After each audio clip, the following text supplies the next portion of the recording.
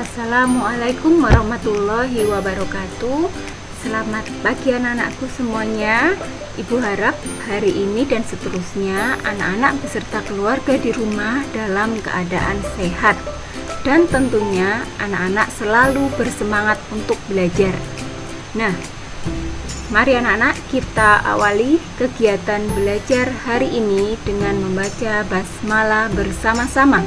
Bismillahirrahmanirrahim. Baik, semoga dengan doa tadi anak-anak diberikan kemudahan dalam memahami materi hari ini. Baik anak-anak, kita lanjutkan untuk materi bahasa Indonesia tema 7 subtema 2. Yang akan kita pelajari adalah tentang kalimat efektif dan tidak efektif. Baik, apa itu kalimat efektif? Kalimat efektif adalah kalimat yang susunan dan pilihan katanya benar, sehingga dapat dipahami oleh pendengar atau pembaca secara tepat. Ini kalimat efektif.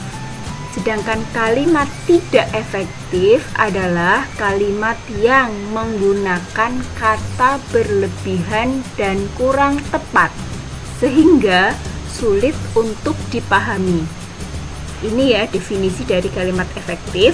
Dengan mudahnya, kalimat efektif itu kalimat yang sesuai EYD atau susunannya benar, sehingga mudah untuk dipahami. Sedangkan kalimat tidak efektif, secara mudahnya kalimat yang pemilihan katanya itu berlebihan dan sulit untuk kita pahami. Kita lanjut, syarat kalimat efektif. Yang pertama, harus sesuai EYD atau ejaan yang disempurnakan. Kalimat efektif haruslah menggunakan ejaan maupun tanda baca yang tepat. Jadi titik komanya itu harus benar. Yang kemudian syarat yang kedua adalah sistematis. Kalimat efektif memiliki susunan yang benar. Unsur-unsur kalimat tersusun secara berurutan. Jadi subjek, predikat, objek, pelengkap, dan keterangannya itu tersusun dengan benar. Yang ketiga, penggunaan diksi yang tepat. Nah, diksi ini adalah pemilihan kata. Jangan sampai kata yang kita pilih memiliki makna yang membingungkan atau menimbulkan makna ganda. Syarat yang keempat yaitu logis dan hemat kata. Isi kalimat efektif haruslah logis atau masuk akal dan tidak berbelit-belit agar isi kalimat mudah untuk dipahami. Sedangkan ciri kalimat tidak efektif, yang pertama, unsur kalimatnya tidak jelas. Jadi subjek, predikat, objeknya itu susunannya acak-acakan atau tidak jelas. Yang kedua, penggunaan diksi yang tidak tepat. Ini jadi diksinya atau pemilihan katanya itu banyak kata-kata yang mengganggu atau kata-kata yang mubazir penggunaannya. Yang ketiga, penggunaan ejaan yang tidak sesuai EYD. Jadi titik, koma atau tanda bacanya itu tidak sesuai. Kemudian boros dalam penggunaan kata. Banyak kata-kata yang seharusnya tidak perlu ada dalam kalimat tersebut tetapi dimunculkan. Nah, ini boros. Yang kelima yaitu menimbulkan makna ganda atau ambigu. Jadi kalimatnya itu ketika dibaca sulit untuk dipahami dan menimbulkan makna yang tidak jelas. Itu kalimat tidak efektif. Nah, kita masuk pada contoh kalimat efektif dan tidak efektif. Untuk kalimat tidak efektif ya, ini yang berwarna merah ini. Contoh yang pertama, Surabaya adalah merupakan salah satu kota besar di Indonesia.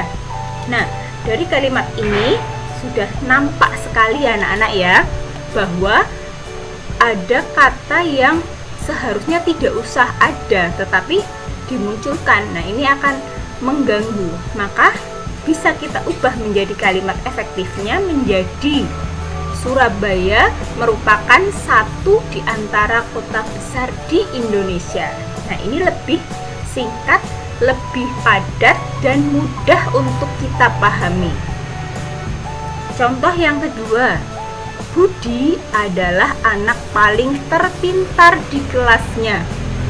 Nah, ini boros ya kata-kata yang dipakai ya, harusnya bisa lebih padat lagi nih. Menjadi apa? Budi paling pintar di kelasnya.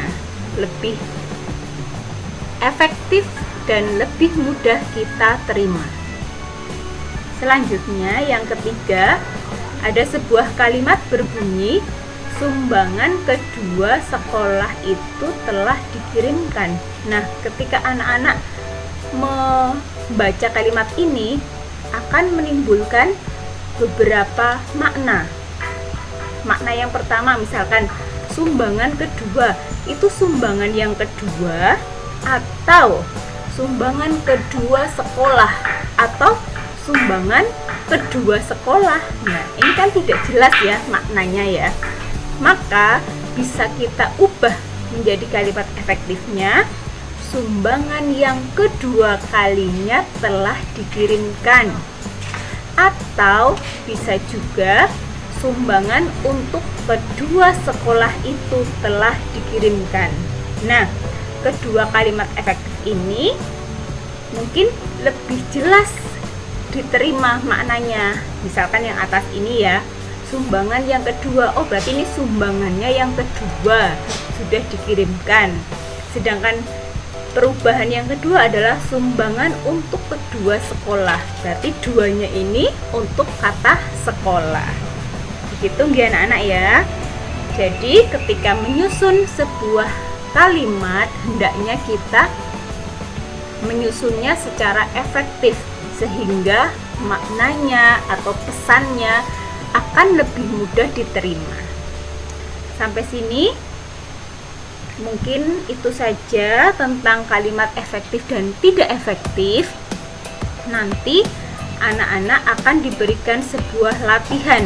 Latihannya itu sudah ada di LKPD, nanti sudah di-share di GCR ataupun yang terjadwal PTMT, berarti dijelaskan oleh Bapak Ibu gurunya di depan kelas.